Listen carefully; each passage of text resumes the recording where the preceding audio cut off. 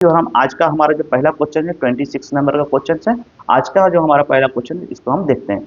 Which parts of hammer is separate to fit the handle rigidly. ठीक है, इसका कहने का मतलब है हथौड़े का कौन सा हिस्सा हैंडल को कठोरता से फिट करने के लिए आकार में लाया जाता है। तो आप लोग बता दें कि इसको जो फिट करते हैं तो आई होल्स के माध्यम से करते हैं। ठीक है, आई होल जो होता है ये बिग होल नहीं होता है, अतः के होल भी नहीं होता है, प्लेन होल भी नहीं होता है।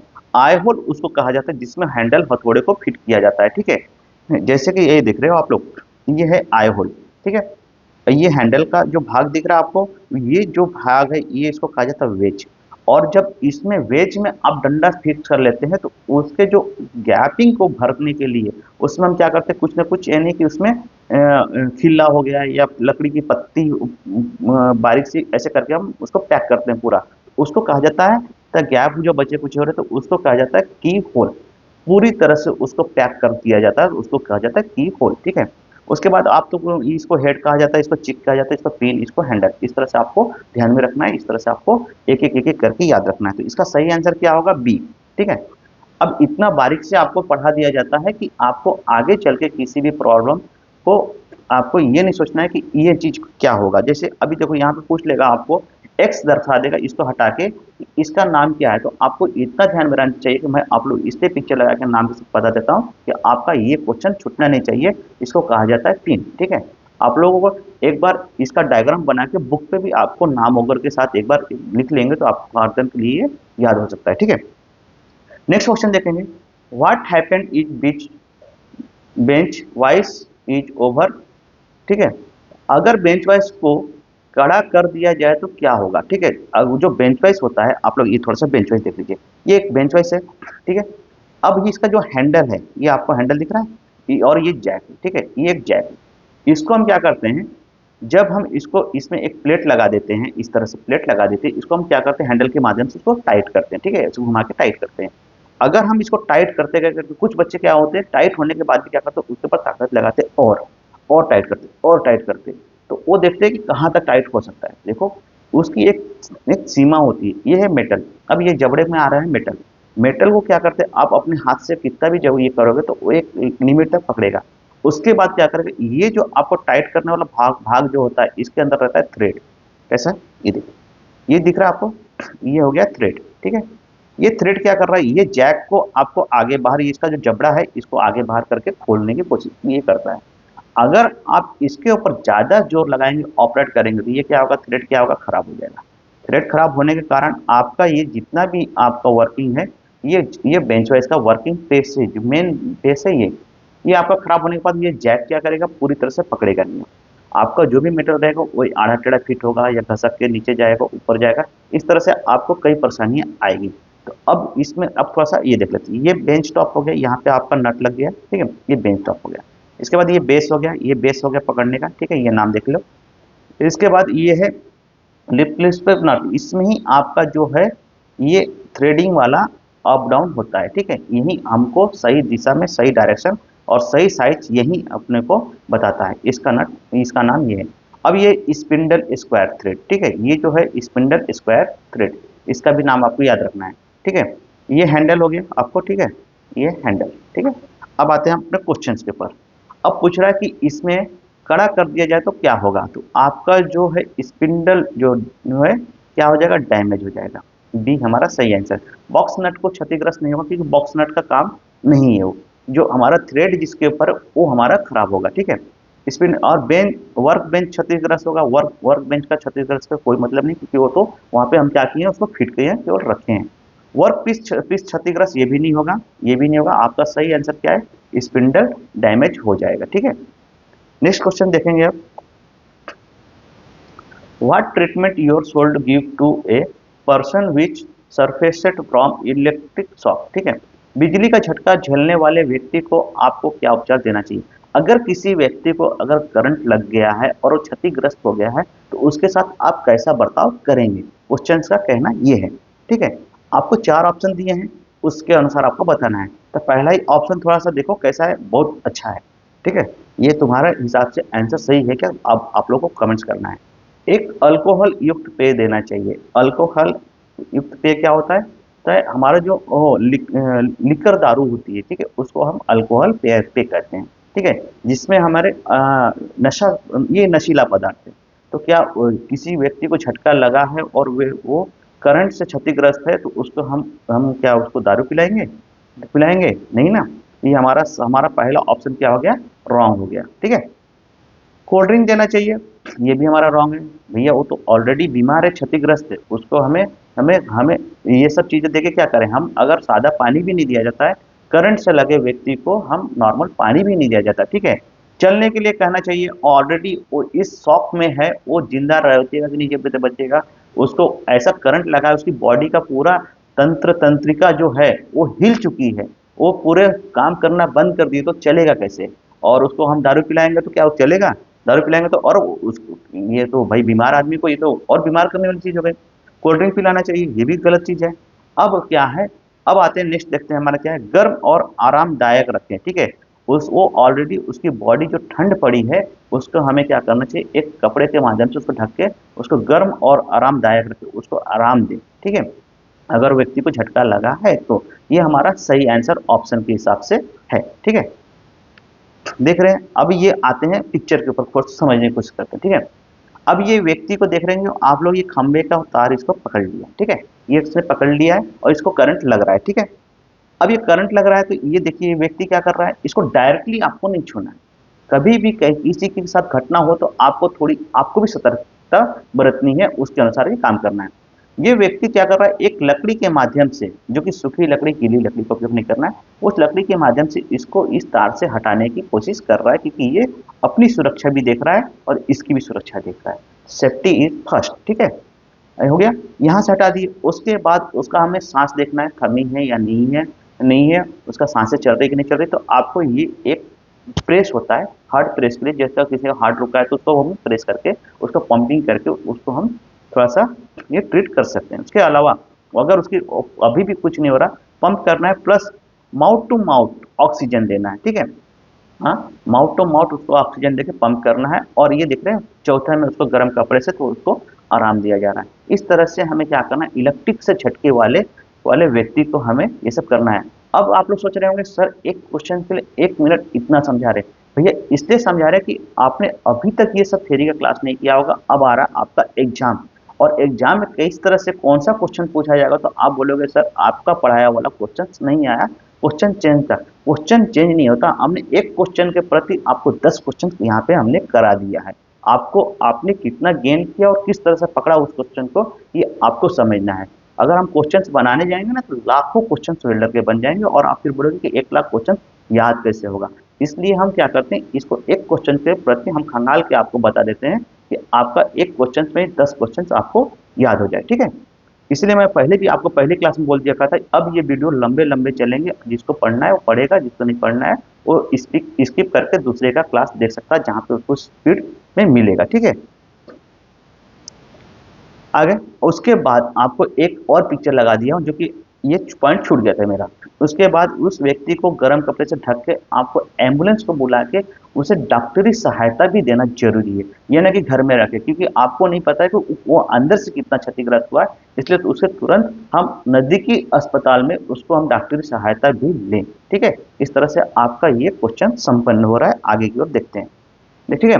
How much gap is maintained between the grinding wheel and the work rest on a pedestal grinder, ठीक है। पेडेस्टल जो ग्राइंडर है उसके बीच में और वर्क पेस के बीच में कितनी गैप रखना है, ठीक है, ऐसा क्वेश्चन का कहना है। ग्राइंडिंग व्हील और वर्क, देखो अभी हिंदी में बताता हूँ, ग्राइंडिंग व्हील और वर्क रेस्ट के बीच में पेस्टल ग्राइंडर में कितना अंतर रखा जाता है, ठीक है।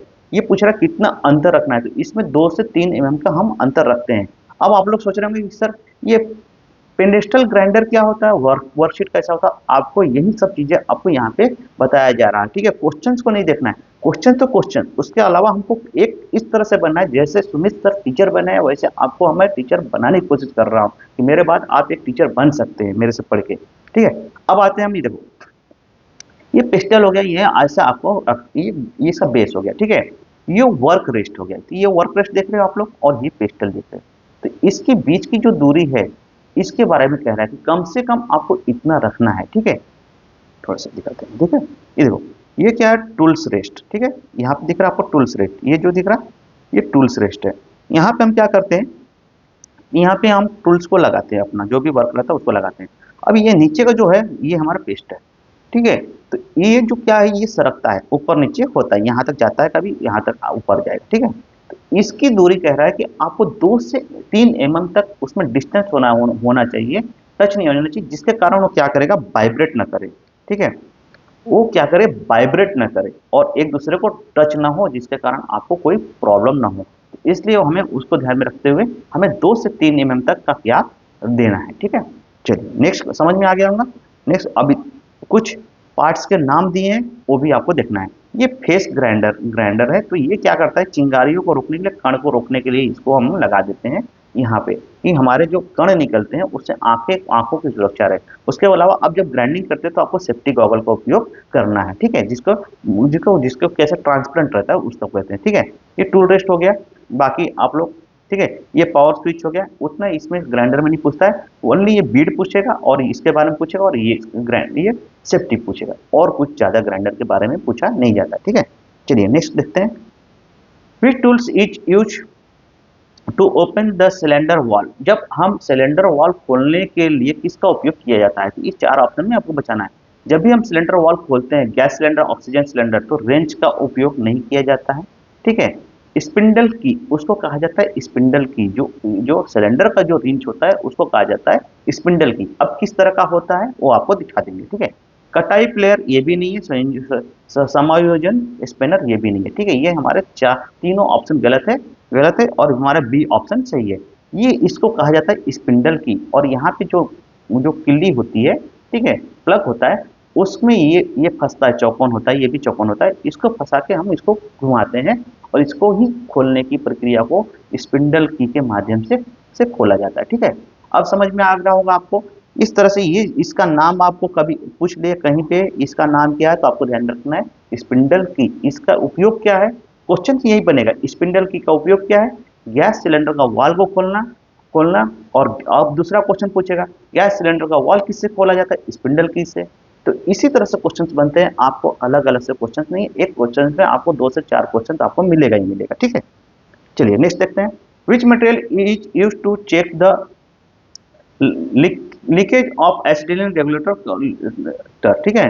ये कह रहा है एसिटिलीन रेगुलेटर कनेक्शन में रिसाव की जांच के लिए कौन सी सामग्री का उपयोग किया जाता है, तो आपको ये 4 ऑप्शन में बताना है। रिसाव क्या जो होता है, मैं इससे पहले भी आप लोग बता चुका हूँ कि एक साबुन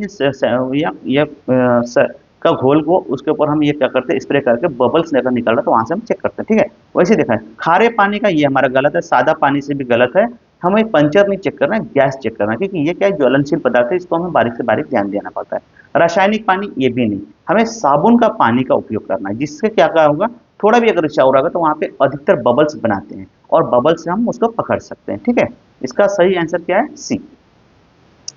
नेक्स्ट देखेंगे, what action to be take if a person in still connected with electric supply, ठीक है। यदि कोई व्यक्ति अभी भी विद्युत आपूर्ति के संपर्क में है तो क्या कार्रवाई कार्रवाई की जाएगी, ठीक है। अगर वो पूछ रहा है कि अगर कोई व्यक्ति को तो करंट लगा है और वो अभी भी करंट उसको लग रहा है, पकड़ के है, जैसे कि मैंने आपको पिछला में बताया था, ठीक है। तो उस समय आपको क्या करना चाहिए, तो ये 4 ऑप्शन के हिसाब से बताना है। हाथ से संपर्क तोड़े, देखो बिल्कुल नहीं, हाथ से आंख के संपर्क तोड़ेंगे तो आपको भी करंट लगेगा और आप भी उसके साथ चिपक जाएंगे, ठीक है। ये हमें बिल्कुल करना नहीं है, हमारा रॉन्ग आंसर है। सूखी लकड़ी से संपर्क तोड़े, ये हमारा सही आंसर हो सकता है, लेकिन 2 ऑप्शन और देखते हैं। लोहे की छड़, बिल्कुल नहीं, लोहे की छड़ से हमें बिल्कुल नहीं हाथ लगाना है, क्योंकि हमें भी करंट लगेगा। पैर से धक्का देकर संपर्क तोड़े, बिल्कुल नहीं, नहीं। आप शूज भी पहने होंगे, आप सोचेंगे कि मुझे करंट नहीं लगेगा, लेकिन बिल्कुल ऐसा नहीं करना चाहिए। कोई भी व्यक्ति जो है उससे हमें हमें पैर से नहीं मारा जाता है, क्योंकि वो एक गॉड के रूप में देखा जाता है, ठीक है। ऐसे भी आप लोग देखे होंगे, किसी व्यक्ति को अचानक से या अनहोन अनजान का जाने में भी अगर पैर लग जाता है अपना, तो हम उससे क्या करते हैं, थोड़ा सा ऐसे करते हैं, क्यों, क्योंकि वो एक भगवान के रूप में देखा जाता है, तो हमें उस प्रकार से नहीं किया जाता है, ठीक है। तो हमारा सही आंसर क्या होगा, होगा सूखी लकड़ी, ठीक है, से संपर्क तोड़ना है, ये हमारा सही आंसर, ठीक है। देख रहे हो ये सूखी लकड़ी से ही संपर्क तोड़ा जा रहा है आपको ये, ठीक है, देख रहे हो ये पैर में सूज पहना तब पर भी ये उपयोग नहीं करेगा, क्योंकि यहाँ पे इसने पूरी सावधानियां बरतनी है, इसको पूरी जानकारी है, ये सूखी लकड़ी से ही इसको दूर करने की कोशिश किया जाएगा और तुरंत इसको डॉक्टरी सहायता दिलाया जाएगा, ठीक है। नेक्स्ट देखते हैं, what is done to avoid journey to two fingers after, ठीक है। इसका कहने का मतलब है हेक्साइंग या चीजनिंग के बाद उंगलियों को धातु के टुकड़े की चोट से बचाने के लिए क्या किया जाता है, ठीक है। ये फिंगरिंग आफ्टर बोलता दिया था इन जर्नी, तभी मैं समझ गया था कि चोट से रिलेटेड है, ठीक है। अब आते हैं कि यहाँ पे आपको किसी भी उंगली के धातु के टुकड़े की चोटों से बचाने के लिए क्या किया जाता है, ठीक है। तो जैसे कि हम वर्क वर्क करते हैं कोई भी चीज़ों को, उसमें हमें ऐसे कटिंग हो जाती है, जबकि उसमें रेसे रेसे बारीक बारीक कण लगे रहते हैं, जिससे हमें कटने की अंगुलियों पर ऊपर कटने की संभावना रहती है मेटल के ऊपर, ठीक है। उसके लिए क्या किया जाता है, तो ये फाइलिंग फाइलिंग कब किया जाता है, जब हमें ज़्यादा मटेरियल निकालना होता है, ठीक है। क्लीनिंग नहीं, ग्राइंडिंग भी नहीं, ठीक है। ग्राइंडिंग करते समय भी वैसी तरह इसको इसको कहा जाता है डी बोरिंग। डी बोरिंग क्या होता है आपको मैं बताता हूँ। देख रहे हो आप लोग ये बारीक बारीक दिख रहा है, इसको इस तरह से घसाई की जाती है, इसको प्लेन किया जाता है। और जब हम फाइलिंग, ये क्या कह रहा है देखो, हेक्साइंग या चिजलिंग के बाद, ठीक है, हेक्साइंग या चिजलिंग के बाद अगर हम इसमें हेक्सा किए होते तो भी हमें इसको क्लीनिंग करने के लिए इसको ब्रश के माध्यम से थोड़ा सा क्या करते हैं, क्लीनिंग करते हैं, ये ब्रश के माध्यम से उसको क्लीन करते हैं ना। जैसे लास्ट हम लोग क्या करते हैं, आप लोग देखे होंगे कि कोई भी जब हम एक जॉब को हम बास्केट फाइल होकर से पूरा क्लीन कर लेते हैं, तो उसके बाद क्या करते हैं, स्मूथ फाइल का यूज करते हैं। क्यों करते हैं स्मूथ फाइल का, जिससे पूरी तरह से उसकी चिकनाई आए। तो वैसे ही ये ब्रशिंग, उसके बाद हम क्या करते हैं, जैसे तुम ब्रश देखेंगे उससे ब्रश को क्लीन कर लेते हैं कि उसके बाद जो बारीक बारीक जो किस लगे रहते हैं वो भी पूरी तरह से हट जाए, उसको कहा जाता है डी बोरिंग। क्या कहा जाता है, डी बोरिंग, ठीक है। समझ में आ गया। नेक्स्ट क्वेश्चन देखेंगे अब, which is the method to control backfire which welding। Welding करते समय बैकफायर फायर, ठीक है, ठीक है, फायर बैक को या बैकफायर को नियंत्रित करने के लिए कौन सी विधि है। तो सबसे पहले क्या करना है, आपको ऑक्सीजन वाल्व को बंद कर देना, क्योंकि ये ऑक्सीजन वाल्व को अगर बंद कर देंगे तो गैस वो ऑटोमेटिकली बुझ जाएगी, क्योंकि जब तक उसको ऑक्सीजन नहीं मिलेगी, कोई भी अगर आग लगी है तो उसको अगर हम ऑक्सीजन रोक देते हैं तो वो आग ऑटोमेटिकली बुझ जाती है, ठीक है। ये आपको ध्यान में रखना है। ऑक्सीजन क्या है, एक आग लगने में सहायक एक गैस है, ठीक है। तो ये हमारा सही आंसर ये पहला ही होगा, ठीक है। उसके बाद हम देखते हैं दूसरा आंसर क्या है। एस्टिलिन नियंत्रण वाल्व बंद करें, नहीं, एस्टिलिन वाल्व नियंत्रण बंद करेंगे तो गैस, उसके अंदर जो गैस रहेगी उसको ऑक्सीजन मिलेगा और वो पाइप में आग लगने की संभावना बनी रहेगी, ठीक है। सबसे पहले ऑक्सीजन सिलेंडर वाल्व बंद करें। ऑक्सीजन सिलेंडर वाल्व बंद करने की जरूरत नहीं है, क्योंकि ये सिलेंडर तक आपको जाने की जरूरत नहीं है कि आपके आपके के जो ये अपना कटर हो या वेल्डिंग टॉर्च हो, कटिंग टॉर्च हो, उसमें आपको वाल्व नियंत्रण वाल्व दिया रहता है कि आपको सिलेंडर तक न जाना है, आप वहां से नियंत्रण कर सकते हैं, उसको बंद करना है, ठीक है। आपको इस ऑप्शन पे और इस ऑप्शन पे ध्यान में रखना है। ये क्या कह रहा है, सिलेंडर, ऑक्सीजन सिलेंडर का वाल्व बंद करे, आपको वहां नहीं, आपके वेल्डिंग टॉर्च का वाल्व को पहले बंद करना है, क्योंकि कोई पाइप का जो कनेक्शन है वो एक क्या दिया है, आपको वाल्व नियंत्रण के लिए दिया गया, ठीक है। तो वो आपको ये नियंत्रण वर्ड है ना जो, इसके लिए, ठीक है।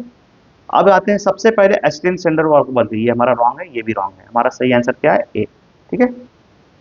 ये दिख रहा है आपको, ये अब ये हमारे साथ कनेक्शन है, ठीक है, यहाँ से वायर निकला है।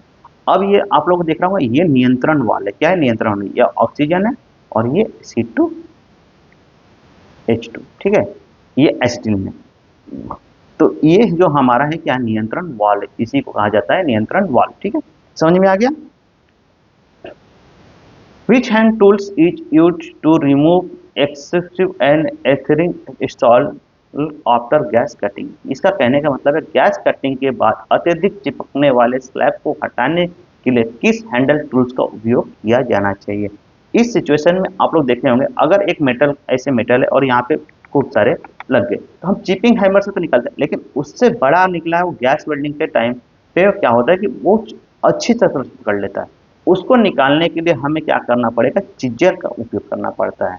अगर अधिक चिपका हुआ है, अधिक मटेरियल निकलने लायक नहीं है, तो उससे हम किससे निकालते हैं, चिज्जल के माध्यम से, फ्लैट फाइल के माध्यम से नहीं, चिपिंग हैमर के माध्यम से, क्रॉस कट हैमर से नहीं है। क्या कर रहा है, अत्यधिक, ठीक है, अत्यधिक कह रहा है ना, चिपकने वाले स्लैब को अगर नॉर्मली स्लैग है तो वो आसानी से निकल जाती है, लेकिन अत्यधिक स्लैग जो है वो इससे नहीं निकलती है। इसके लिए आपको चिजल का ही उपयोग किया जाता है। ठीक है, नेक्स्ट क्वेश्चन देखेंगे।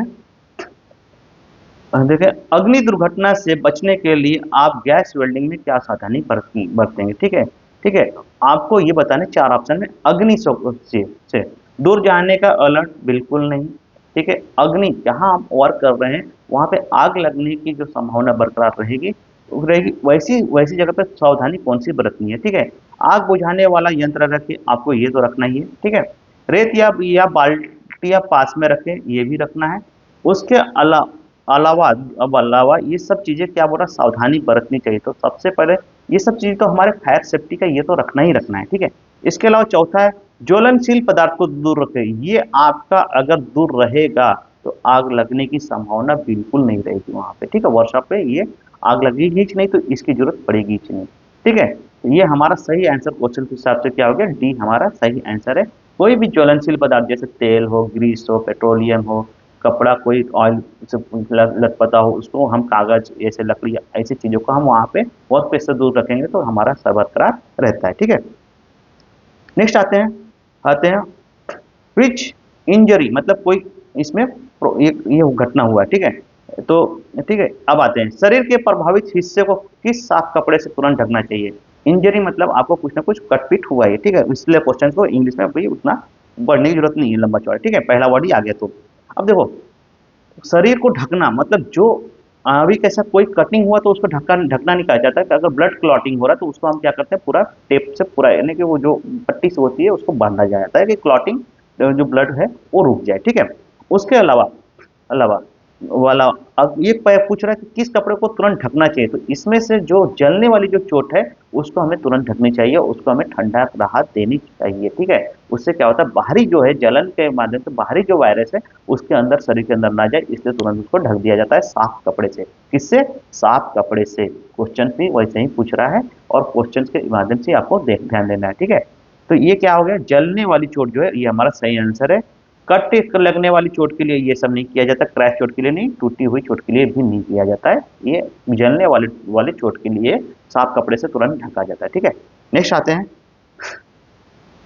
वाई शुड ए वेल्डर, ठीक है, cloth to be fire of oil और गैसेस। ठीक है, वेल्डिंग करते समय वेल्डर के कपड़े तेल या ग्रीस मुक्त होना चाहिए, बिल्कुल होने चाहिए। इसलिए होने चाहिए क्योंकि उसमें क्या होगा, तेल और ग्रीस से लटपटा रहेगा तो कभी भी उसको आग लगने की उसमें संभावना बरकरार रहती है, इसलिए उसे ये सबसे मुक्त रहना चाहिए। और लेदर एप्रॉन अधिकतर यूज करना चाहिए, हैंड ग्लव्स लेदर का उपयोग करना चाहिए, जिससे उससे भी पूरी तरह से सावधानी बरतनी चाहिए। ठीक है, अब आते हैं हम क्वेश्चन ऑप्शन पे। जॉब की रक्षा के लिए बिल्कुल नहीं, तेल और युक्त ये जॉब की रक्षा नहीं करेगा, हमारी रक्षा के लिए। चाप किरणों के प्रतिबंध करने के लिए नहीं, बिल्कुल नहीं।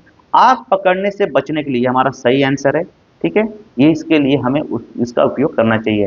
वेल्डिंग मशीन की सुरक्षा के लिए बिल्कुल नहीं, ये भी हमारा रॉन्ग आंसर है। ठीक है, इस तरह से आप लोगों को क्वेश्चंस को अच्छी तरह से सहज न समझे, वहां पे एक बार नहीं 2 बार क्वेश्चंस को पढ़ना एग्जाम के टाइम पे, और तभी आपको चूज करना है।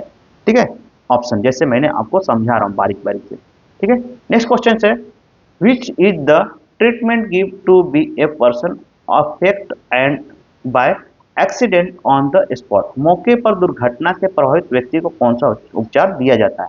कभी भी आप लोग देखे होंगे आपके एक टू व्हीलर में भी एक फर्स्ट एड दिया रहता है छोटा सा। ठीक है, वो तो ये क्या है, एक अचानक से एक्सीडेंट, छोटी मोटी चोट आपको लगी है तो आप तुरंत उसका ट्रीटमेंट कर सकें। इसी तरह से जहां भी हम वर्क प्लेस होता है, वर्क होता है, कॉलेज हो, स्कूल हो, वर्कशॉप हो, हर जगह एक छोटा सा फर्स्ट एड का आपको बॉक्स मिलेगा, जिसमें कुछ इस प्रकार से कुछ चीजें रखी होती है। ठीक है, जिसमें देखो तो हैंड ग्लव्स रहेगा, कपास रहेगा, मास्क रहेगा, कैंची रहेगा, सैनिटाइजर रहेगा, थोड़ा सा यानी कुछ टैबलेट्स रहते हैं, पेन किलर होगा। ठीक है, और ये डिटॉल पकड़ के चलो, बैंडेज पकड़ के चलो चलो। ठीक है, पिन आपको जहाँ फंसाना है, इस तरह से कुछ यानी कि चीजें आपको फर्स्ट एड में आपको देखने को मिलेगा, तो इसको कहा जाता है फर्स्ट एड। तो ये क्या है, प्राथमिक उपचार। उसके बाद दूसरी चिकित्सा क्या है, आपको किसी न किसी हॉस्पिटल में उसको तुरंत इलाज के लिए आपको जाना है। ठीक है, ये हमारा दूसरी नहीं, फर्स्ट एड। तुरंत के तुरंत हमें इस तरह के छोटी मोटी चीजों को, चोटों को तुरंत ही इलाज कर लिया जाता है, इसको कहा जाता है फर्स्ट एड। ठीक है, नेक्स्ट आते हैं Which type of welding is done by a small hand weld gun with a non constable electrode? ठीक है, गैर गैर उपभोजनक इलेक्ट्रोड के साथ किस प्रकार की वेल्डिंग एक स्मॉल हेड वेल्ड गुण द्वारा की जाती है? तो ये होती है गेटवे वेल्डिंग। ठीक है, जीटी, ये जो गेटवे और सेमी टेक्निक ये जितने हैं ना, आपको एक वीडियो के माध्यम से एक मशीन हमारे पास उपलब्ध है, उसकी एक वीडियो आपको ना इसी ऐप पे और यूट्यूब पे आपको मेरे चैनल पे देखने को बहुत जल्द मिल जाएगा और उपलब्ध हो जाएगा। ठीक है, तो इसको एक बार देखिएगा। थोड़ा सा वीडियो कैसे बड़ा रहेगा, लेकिन मशीनरी के बारे में आपको जानना जरूरी है, क्योंकि कब जब हम आईटीआई करते हैं तो कहीं कहीं हमें वो सब चीजें मशीनरी मिलती नहीं है। ठीक है, या वर्क जहाँ हम कहीं जाते हैं, लेकिन जब हम वर्क प्लेस पे जाते हैं तो नई मशीनरी, उस तरह की मशीनरी देखने के बाद हम अगर कह दें कि हमको ये नहीं आता है, तो अगला जो हमारा कॉन्ट्रैक्टर हो या हमारा जो बॉस हो या जो भी हो, तो वो ठेकेदार हो, वो हमें क्या सोचेगा कि ये कैसे पास हो गया वेल्डर, इसको तो ये मशीन देखा है नहीं। ये सब चीजें ना होने के लिए इससे हम क्या कर रहे हैं, एक मशीन का वीडियो आपको बता दे रहे हैं कि आप कम से कम उस माध्यम से थोड़ी बहुत जो जानकारी रहेगी आप उसे ऑपरेट कर सकते हैं। ठीक है, तो ये क्या है, गेटवे वेल्डिंग। क्या है, गेटवे वेल्डिंग, GTAW, इसका फुल फॉर्म भी आप लोग को आगे हम एक जब से क्वेश्चन आएगा वो सब क्वेश्चन लाए हैं और आपको बताते जाएंगे। ठीक है, ठीक है, ये गेटवे वेल्डिंग जो हेड है, इसमें से इस तरह का टार्च होता है और ये हमारा फिलर रॉड होता है इस तरह से। ठीक है, ये वेल्डिंग है और ये प्लेस में वेल्डिंग होती है। ये एक गैस और इसमें इलेक्ट्रोड दोनों फिलर रॉड का यूज होता है। आप लोग इसको जब मशीन के बारे में बताऊंगा तो आप लोग वहाँ पे पूरा क्लियर हो जाएगा, और जो वेल्डिंग ये गेटवे वेल्डिंग से किए होंगे उनको पूरी जानकारी होगी। ठीक है, नेक्स्ट है, how a defective cutting nozzle is cleaned and reflected in gas cutting और टॉर्च। गैस कटिंग टॉर्च में दुष्पूर्ण कटिंग नोजल को कैसे साफ और सुरक्षित किया जाता है? तो इसमें जो होता है कि आप लोग देखे होंगे कि ये जो नोजल है, जैसे ये देख रहे हो नोजल, ये जो नोजल है इसमें क्या होता है, छेदे में ना भर जाते हैं, जल जाते हैं, ये हो जाते हैं। जैसे हमारा घर का जो बर्नर होता है, आप लोग देखे होंगे चूल्हे का जो बर्नर, तो उसमें भी क्या होता है, एक टाइम पे कुछ ना कुछ बैठ के बंद हो जाता है। तो उस टाइम पे आपको क्या करना है, तो उस टाइम पे ये जो होता है इस तरह से बारीक बारीक जो होते हैं, ये है टिप क्लीनर। क्या है, टिप क्लीनर, इसको कहा जाता है टिप। और इसको हम क्या करते हैं, इसमें प्रेस करके इसको हम क्या करते हैं, साफ करते हैं। तो इसका नाम है टिप क्लीनर। आपको पूछ सकता है टिप क्लीनर क्या होता है, तो आपको नोजल की सफाई के लिए इसका उपयोग किया जाता है। ठीक है, तो इसमें क्या है, देखो, nozzle cleaner plus emery paper द्वारा। ठीक है, नोजल जो क्लीनर है इसको कहा जाता है टिप क्लीनर, और एमरी पेपर से बाहरी भाग को हम क्या करते हैं, क्लीनिंग करते हैं। इसलिए हमारा इसका सही आंसर क्या है, डी। ठीक है, नेक्स्ट क्वेश्चन देखेंगे, what is the thinking of plate of, देखो इसमें साइज, सीधे सीधे मैं बताता हूं आपको, साइज पूछ रहा है। कटिंग प्लेट की मोटाई के अनुसार नोजल का किस तरह का उपयोग, किस साइज का उपयोग किया जाता है? ठीक है, तो आप लोगों को बता देते हैं। ये पूछ रहा है 0.8 mm कटिंग नोजल का उपयोग को कितने mm की प्लेट के लिए किया जाएगा, मोटाई के लिए? ठीक है, तो इसमें आपको 6 mm की। अब यह आता है, आप लोग को एक चार्ट दिया गया है, उस चार्ट को आप लोग को याद रखना है। ठीक है, देखिए जैसे ये हो गया साइज हो गया, और ये थिकनेस हो गया प्लेट की। ठीक है, अब ये 8 mm जो 0.8 बोल रहा था, तो ये 5 से 10 mm आ गया। ठीक है, इस तरह से आपको नोजल को ना, हर एक नोजल को याद रखना है, और खास करके ये जो 3 टिक मैंने करके रखा है, ये 3 को आपको परफेक्टली याद रखना है। ये पूछे जाने वाले बार बार रिपीटेड क्वेश्चंस में ये आपको पूछे ही जाते हैं, तो ये 3 को परफेक्टली आपको याद रखना ही रखना है। ठीक है, नेक्स्ट क्वेश्चन देखेंगे आप, which gas flame combination of perfectible for underwater gas cutting of steel? जब स्टील के अंडर वाटर कटिंग के लिए कौन सी गैस का लोग आपको लेके जाना है? ठीक है, जब हम समुद्री या जहाज वगैरह के लिए कटिंग के लिए हम गैस लेके जाएंगे, तो कौन सी लेके जाएंगे? तो उसमें ऑक्सीकोल गैस लेके जाया जाता है। कौन सी लेके जाता है? ऑक्सीकोल गैस। तो हमारा इसमें से ऑप्शन देखना है। ठीक है, ऑक्सीकोल गैस हमारा पहला ही सही है। ऑक्सी एसिलिन नहीं लेके जाते हैं, और वायु एसिलिन भी नहीं लेके जाते हैं। जाते किसमें? Under to water. ठीक है, बाहरी नहीं। और जब समुद्री जो जहाज वगैरह को हमें पानी के अंदर ही वेल्ड कटिंग करना है, उस टाइम की बात हो रही है। ऑक्सी तरल पेट्रोलियम गैस ये भी नहीं, क्योंकि ये सब विस्फोटक है और ज्वलनशील है, हमको भी नुकसान पहुंच सकता है, या वहां पे ये सब चीजें नहीं चल पाएगी, बुझ जाएगी, और चलेगी तो ऑक्सीकोल गैस ही चलेगी। ठीक है, जो सीपीआर वगैरह में जो अप्रेंटिसशिप जो बच्चे करते हैं उनको ये देखने को मिला होगा और करने को मिलेगा, और मिला होगा भी। जो अभी वीडियो देख रहे होंगे, कॉम्पिटिटिव तैयारी कर रहे हो, वहां से अप्रेंटिसशिप या एक्सपीरियंस वगैरह के लिए गए होंगे, तो उनको जानकारी होगा। ठीक है, नेक्स्ट क्वेश्चन देखेंगे, जैसे ये देख ले आपको पिक्चर के माध्यम दिखा रही है, ये समुद्र दिख रहा पूरा, अंदर ये घुसा है पूरा, ऑक्सीजन वगैरह अपना अपनी भी रक्षा की सेफ्टी के लिए, और यहाँ पे कटिंग चालू है, ठीक है, उसको कर रहे हैं। नेक्स्ट देखते हैं, what is the special method for a safe strong of acetylene gas in cylinder, ठीक है। ये कह रहा है कि सिलेंडर में एसिटिलीन गैस की सुरक्षित भंडार के लिए विशेष विधि क्या है, ठीक है। तो ये जो है क्या है आपको मैं बताता हूँ, ऑप्शन देखते हैं पहले। गैसीय रूप में संग्रहित ये नहीं है, ठीक है। ठोस रूप से संग्रहित ये नहीं है, अर्ध तरल रूप से संग्रहित नहीं है, तरल एसिटिलीन ग्लूसित गैस के रूप में संग्रहित रहता है। जो भी हमारा सिलेंडर होता है एसिटिलीन और ऑक्सीजन, उसमें हम इतना प्रेशराइज करके कि उसको हम इसको जो गैस है उसको हम क्या करते हैं, लिक्विड अवस्था में कन्वर्ट करके हम उसको स्टोर करते हैं। तो वही पूछ रहा था सर, सिलेंडर में एसिटिलीन गैस सुरक्षित भंडार, ठीक है, सुरक्षित के तौर पे भंडार किया जाता है, विशेष विधि क्या है। तो उसको हम क्या करते हैं, एक तरल एसिटिलीन में घुसित गैस के रूप में उसमें संग्रहित करते हैं। जैसे खुलित जो गैस है, जैसे गैस को हम क्या करते हैं, इतना प्रेशराइज करते हैं कि उसको हम तरल लिक्विड अवस्था में हम उसको क्या करते हैं, लाके छोड़ देते हैं।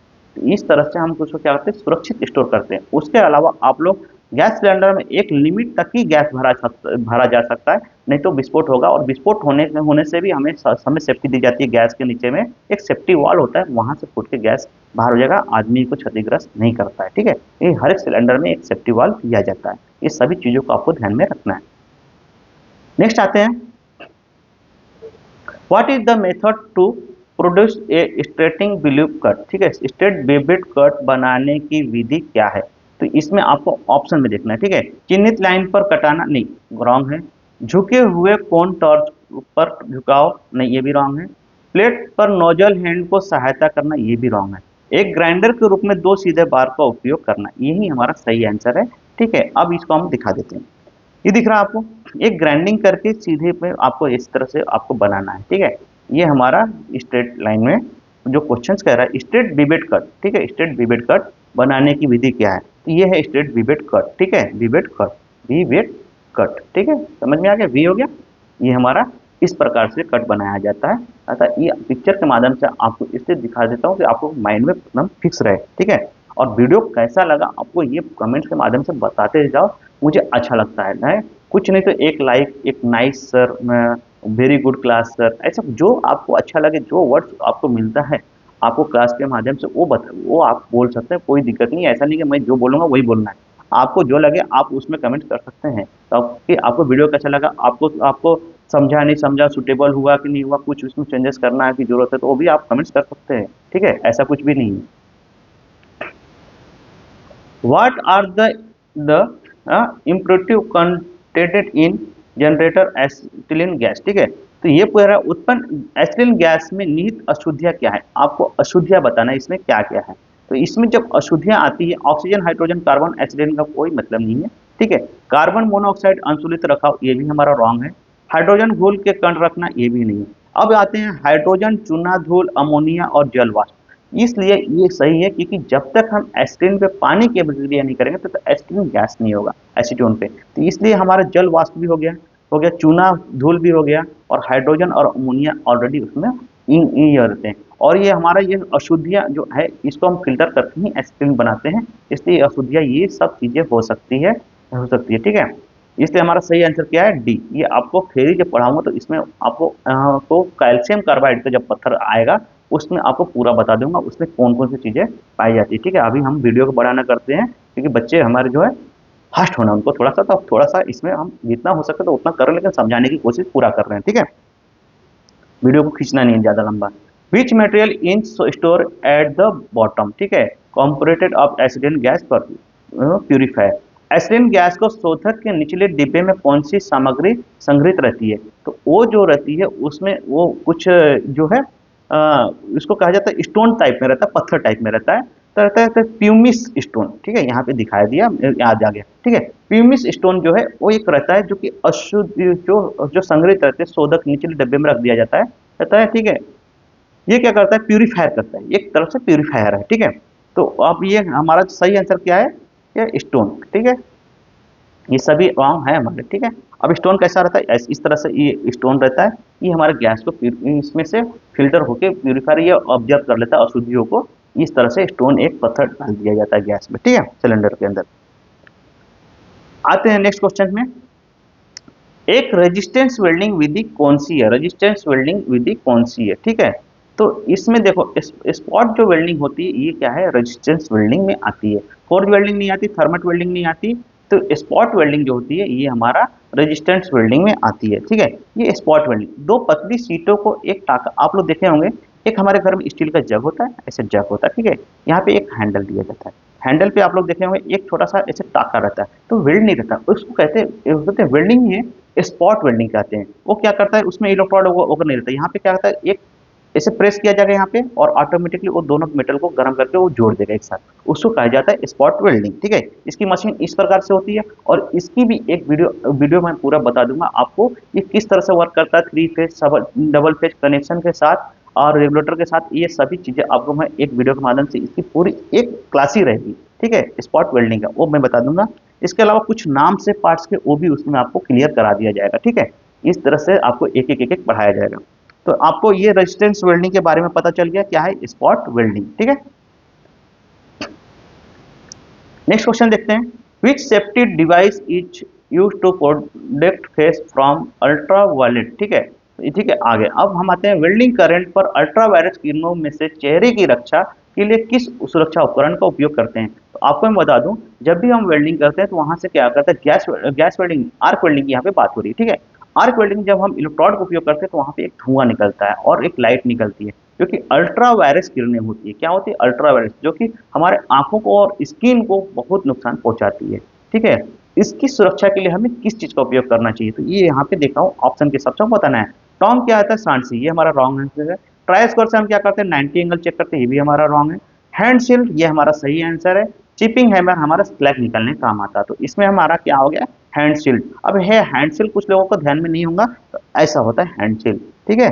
ये होता है, यहाँ से हम क्या करते हैं, देखते हैं, ब्लैक गॉगल होता है और ये इस तरह से पोर्शन होता है पूरा, जो कि हमारे फेस को क्या करता है, इस तरह से कवर कर लेता है, जो कि हमारे फेस पे अल्ट्रावायलेट किरणें साइड से निकल जाती है और हमारे फेस के जो स्किन जो है उसको रक्षा करती है, प्लस हमारे आंखों को रक्षा, वो ये हमारा लेंस जो है वो हमारी आंखों को रक्षा प्रदान करता है। इस तरह से आप लोगों का आज का जो हमारा है लास्ट क्वेश्चन रहेगा, ठीक है। Which safety of device is to be used if product of eyes wheel grinding के टाइम, ठीक है। ग्राइंडिंग करते समय आंखों की सुरक्षा के लिए किस उपकरण का उपयोग करना चाहिए, इसमें आपको बताना है। हैंड स्क्रीन नहीं, क्योंकि ये वेल्डिंग करते समय किया जाता है, अतः धूप का चश्मा भी नहीं, ठीक है, वेल्डिंग चश्मा भी नहीं, सफेद चश्मा, क्योंकि ग्राइंडिंग करते समय हमें ट्रांसपेरेंट चश्मा का उपयोग किया जाता है, जिससे हमें आर पर पूरी तरह से दिखे, ठीक है।